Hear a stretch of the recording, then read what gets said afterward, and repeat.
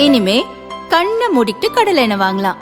ஏன்னா மந்த்ரா கடலை எண்ணெய் இதயத்தின் தயாரிப்பு. வறுக்க பொரிக்க ஏன் எல்லா சமையலுக்கும் மந்த்ரா தான். மந்த்ரா கடலை எண்ணெய், அபார ருசி, ஆரோக்கியமான உடல் நலம்.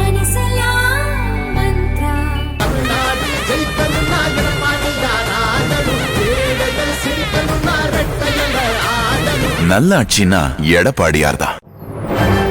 வணக்கம். செய்தி சுருக்கம். பாரதிய ஜனதாவுக்கு யார் அடிமை? பழனிசாமி ஆவேசம். முதல்வர் ஸ்டாலின் பிரச்சாரம் செய்யும் இடங்களில் எல்லாம் பாஜகவின் அடிமையாக அதிமுக செயல்படுகிறது என்று விமர்சிக்கிறார். இந்த நிலையில் நாகையில் பிரச்சாரம் செய்த அதிமுக பொதுச் செயலாளர் பழனிசாமி ஸ்டாலினுக்கு பதிலடி கொடுத்தார். இப்போ தேர்தல் வந்தாச்சு. இப்ப தேர்தல் பரப்புரை ஆரம்பிச்சு தொடர்ந்து என்னை பற்றி தான் விமர்சனம் செய்கிறார். நம்முடைய கட்சி பிஜேபிக்கு அடிமையா? அப்படியா இருக்குது? திரு ஸ்டாலின் அவர்களே, எங்க கட்சி தொண்டன் கூட யாருக்கு அடிமை கிடையாது. தொண்டன் கூட அடிமை கிடையாது. அதுல ஒரு திரைப்படம் வின்னர்னு ஒரு திரைப்படம் நீங்க பார்த்திருப்பீங்கன்னு நினைக்கிறேன். வடிவேல் அவர்கள் நடித்த படம் வின்னர். அந்த படத்துல ஒரு நகைச்சுவை காட்சி வரும். அதுல கட்டத்துறை தெரியுமில்ல, அவரை அது நான் இதுல பேசினா நல்லா இருக்காது. ஏன்னா அவர் முதலமைச்சராக இருக்காரு. அதை பத்தி அதுக்கு மேல இருக்கிற வார்த்தைகளா நீங்க பூர்த்தி செஞ்சீங்க. அவரு அந்த கட்டத்துறை திருந்துற மாதிரியே இல்லை. அதுல நிறைய இருக்குது. அத நாகரிகருதி நான் அந்த நகைச்சுவையை நான் இந்த நேரத்தில் பேசுவது அவர் பொருத்தமாக. திருப்பரங்குன்றம் விவகாரத்தில் திமுகவின் மலிவு அரசியல். திருப்பரங்குன்றத்தில் அதிமுக வேட்பாளர் ராஜன் செல்லப்பாவை ஆதரித்து பிரச்சாரம் செய்த பாரதிய ஜனதா முன்னாள் மாநில தலைவர் அண்ணாமலை திமுகவை விளாசினார். திருப்பரங்குன்றம் விவகாரத்தில் மக்கள் தீர்ப்பு கொடுக்க வேண்டும் என்று கேட்டுக்கொண்டார். முருக பக்தர்களே, நாம் எந்த மதத்துக்கும் எதிரானவர்கள் கிடையாது. நாம் கேட்பதெல்லாம் முருகனை கும்பிடுவதற்கு நமக்கான உரிமையை மட்டும் நாம் கேட்கின்றோம், அவ்வளவுதான். உயர் நீதிமன்றம் ஒரு தீர்ப்பு கொடுத்தும் கூட அதை மதிக்காம பிரச்சனையை உருவாக்கி காவல்துறையை ஏவல் துறையாக பயன்படுத்தி அதன் பிறகு நீதிமன்றத்தில் போய் காவல்துறையினுடைய போலீஸ் கமிஷனர், மதுரை மாநகரத்தினுடைய போலீஸ் கமிஷனர் மன்னிப்பு கேட்க வேண்டிய அவலமான நிலையை நாம ஒரு ஜனநாயகத்தில் பார்த்தோம். மதுரையினுடைய ஆட்சியர் நீதிமன்றத்திற்கு போய் மன்னிப்பு கேட்டுவிட்டு வெளியே வந்தார். இன்றைக்கும் நீதிமன்ற அவமதிப்பு வழக்கு நடந்து கொண்டிருக்கிறது. அருமை சொந்தங்களே, நான் கேட்பதெல்லாம் இங்க இருக்கக்கூடிய இஸ்லாமிய சொந்தங்களுக்கும் கூட தெரியும். திராவிட முன்னேற்ற கழகம் தன்னுடைய வாக்கு வங்கிக்காக, ஒரு மலிவு அரசியலுக்காக வேண்டுமென்றே இதை பிரச்சனையாக்கி எத்தனையோ இந்து மக்களுடைய உணர்வை புண்படுத்தியிருக்கின்றார்கள். முருக பக்தருடைய உணர்வை புண்படுத்தியிருக்கின்றார்கள். தமிழகமே திருப்பரங்குன்றத்தை பார்த்துக் கொண்டிருக்கிறது. அருமை சொந்தங்களே, ஏப்ரல் 23ஆம் தேதி முருகனுக்காக நீங்கள் கொடுக்கக்கூடிய தீர்ப்பு ஒரு மிக முக்கியமான தீர்ப்பு. திருப்பரங்குன்றத்தில் உங்கள் தீர்ப்பெல்லாம் இந்த தொகுதியில இரட்டலை சின்னத்திற்கு அண்ணன் ராஜன் செல்லப்பா அவர்களுக்கு நீங்க தீர்ப்பு கொடுங்க. நீதிமன்றம் கொடுத்த தீர்ப்பை திமுக அரசு ஏத்துக்கல. ஆனா மக்கள் தீர்ப்பை ஏத்துக்கிட்டு தாங்க ஆகணும். நீதிமன்றத்தினுடைய தீர்ப்பை ஏத்துக்கல, அதை மதிக்கல. அதற்காக காவல்துறையை ஏவல் துறையாக மாற்றினார்கள். ஆனால் மக்கள் கொடுக்கக்கூடிய தீர்ப்பு என்பது நிரந்தரமான ஒரு தீர்ப்பு. ஏப்ரல் 23ஆம் தேதி நீங்கள் எல்லாம் அண்ணன் ராஜன் செல்லப்பா அவர்களை இந்த தொகுதியில, இந்த சட்டமன்றத்தில் ஒரு மிகப்பெரிய வாக்கு வித்தியாசத்தில் நீங்கள் வெற்றி பெற செய்ய வேண்டும் என்று அன்போடு இந்த நேரத்தில் கேட்டுக்கொள்கிறேன். விரட்டி வந்த ஒருத்தரும் தொடல, சைக்கிளில் சிட்டாக பறந்த விஜய். 51 வயதில் என்ன எனர்ஜி? டாப் கியரில் ட்ரெண்டிங்.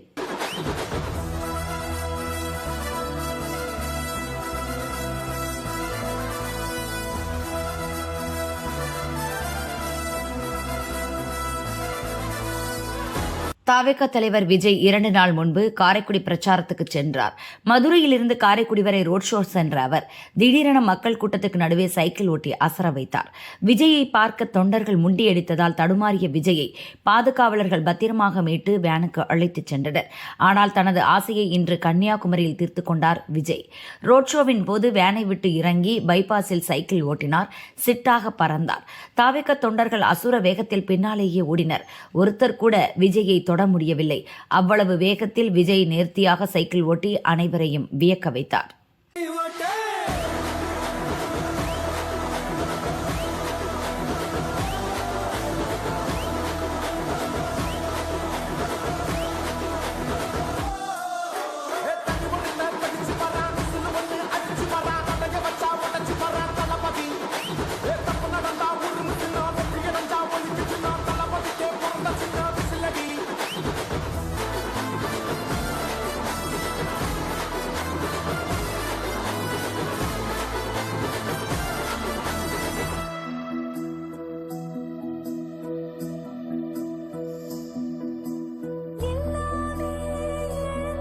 முன்னதாக பிரச்சாரம் செய்யும் இடத்தை நெருங்கிய போதும் விஜய் சைக்கிள் ஓட்டினார். அப்போது விசில் அடித்துக்கொண்டே தொண்டர்கள் அருகே சென்று கை காட்டினார்.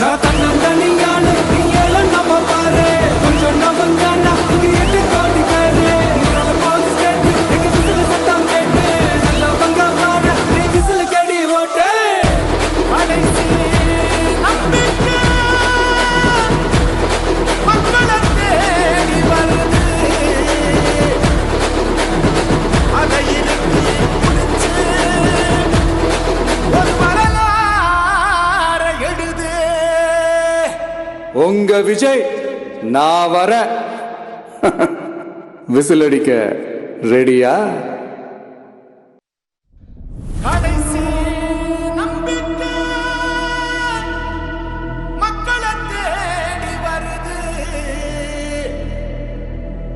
அதை இருந்து முடிச்சு ஒரு வரலாறு எழுது.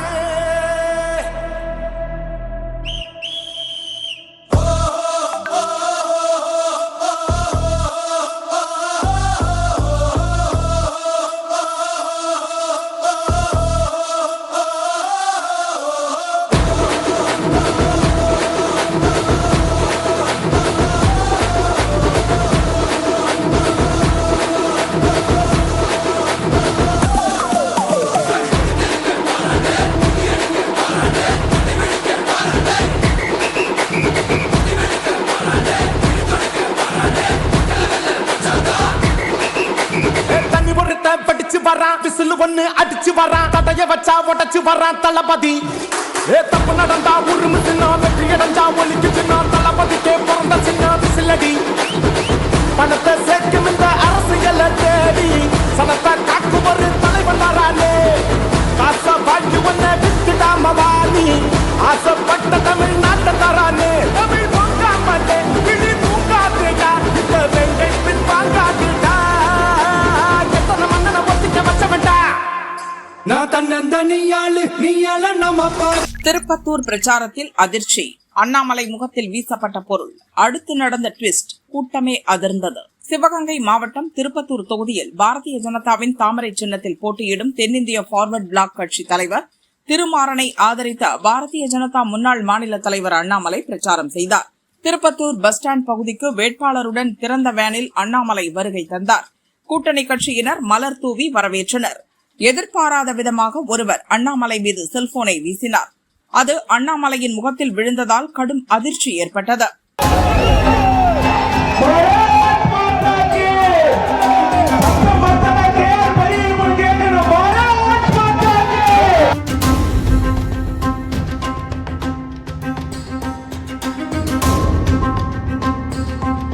இந்த இடத்தில் தான் அண்ணாமலையின் தனித்துவம் தெரிந்தது. வேறு யாராவது இருந்திருந்தால் நிச்சயம் கோபம் அடைந்திருப்பார்கள். ஆனால் அண்ணாமலை சற்றும் சலனப்படவில்லை. செல்போன் யாருடையது என்று கேட்டு உரியவரிடமே கொடுக்க சொன்னார். அண்ணாமலை மீது மலர் தூவிய போது தெரியாமல் செல்போனையும் அந்த நபர் வீசியது தெரிய வந்தது. இதை அவர் அண்ணாமலையிடம் சொன்னதும் ஒன்னும் பிரச்சனை இல்ல என்ற கூலாக சிக்னல் காட்டினார். பிரச்சாரத்துக்கு வந்திருந்தவர்கள் நெகிழ்ந்து போனார்கள். பிரபல திரைப்பட பின்னணி பாடகி ஆஷா போஸ்லே வயது 92 உடல்நலக் குறைவால் மும்பை தனியார் மருத்துவமனையில் அனுமதிக்கப்பட்டிருந்தார். சிகிச்சையில் இருந்த போஸ்லேவுக்கு மாரடைப்பு ஏற்பட்டதால் இன்று மதியம் அவரது உயிர் பிரிந்ததாக ஹாஸ்பிட்டல் நிர்வாகம் அறிவித்தது. தமிழ், ஹிந்தி உள்பட பல்வேறு மொழிகளில் ஆயிரக்கணக்கான பாடல்கள் பாடி ரசிகர்களின் மனம் கவர்ந்தவர் ஆஷா போஸ்லே. தமிழில் இளையராஜா, AR ரகுமான், தேவா உள்ளிட்ட முன்னணி இசையமைப்பாளர்களின் இசையில் பாடல்கள் பாடியுள்ளார். ராமராஜன் நடித்த எங்க ஊரு பாட்டுக்காரன் படத்தில் ஆஷா போஸ்லே பாடிய செண்பகமை செண்பகமை பாடல் தமிழ் ரசிகர்கள் மத்தியில் இவருக்கு நீங்கா இடம் பிடித்து தந்தது. சிறந்த பின்னணி பாடகிக்கான தேசிய விருது, பிலிம்பேர் விருது, தாதா சாஹிப் பால்கே, பத்ம விபூஷன் என பல்வேறு விருதுகள் பெற்றவர். மகாராஷ்டிராவின் சாங்கிலி மாவட்டத்தில் 1933 செப்டம்பர் 8ஆம் தேதி பிறந்த ஆஷா போஸ்லே மும்பையில் இன்று காலமானார். ஏப்ரல் 18 வரை மழை. வானிலை மையம் அப்டேட். சென்னை வானிலை மையம் வெளியிட்ட அறிக்கை. வடக்கு மத்திய பிரதேசம் முதல் விதர்பா, மத்திய மகாராஷ்டிரா, மராத்வாடா, உள் கர்நாடகா வழியாக தென் தமிழகம் வரை சுமார் 900 மீட்டர் உயரத்தில் ஒரு வளிமண்டல காற்றழுத்த தாழ்வு பாதை நிலவுகிறது. இதன் காரணமாக நாளை முதல் 18ஆம் தேதி வரை கன்னியாகுமரி, திருநெல்வேலி மற்றும் மேற்கு தொடர்ச்சி மலை மாவட்டங்களில் ஓரிரு இடங்களில் லேசான மழை பெய்யக்கூடும். இதர தமிழகத்தில் வறண்ட வானிலை நிலவக்கூடும். தமிழக மாவட்டங்களில் ஒரு சில இடங்களில் நாளை முதல் 16ஆம் தேதி வரை அதிகபட்ச வெப்பநிலை இயல்பை விட 2 முதல் 3 டிகிரி செல்சியஸ் அதிகமாக இருக்கக்கூடும். சென்னை மற்றும் புறநகர் பகுதிகளில் நாளை வானம் ஓரளவு மேகமூட்டத்துடன் காணப்படும். அதிகபட்ச வெப்பநிலை 37 டிகிரி செல்சியஸ், குறைந்தபட்சமாக 27 டிகிரி செல்சியஸாக இருக்கும் என்று வானிலை மையம் கூறியுள்ளது. இன்று மதியத்துடன் முடிந்த 24 மணி நேர நிலவரப்படி அதிகபட்சமாக கன்னியாகுமரி மாவட்டம் அடையாமடையிலும் தென்காசி மாவட்டம் ஆயிக்குடியிலும் தலா 20 மில்லிமீட்டர் மழை பதிவாகியுள்ளது.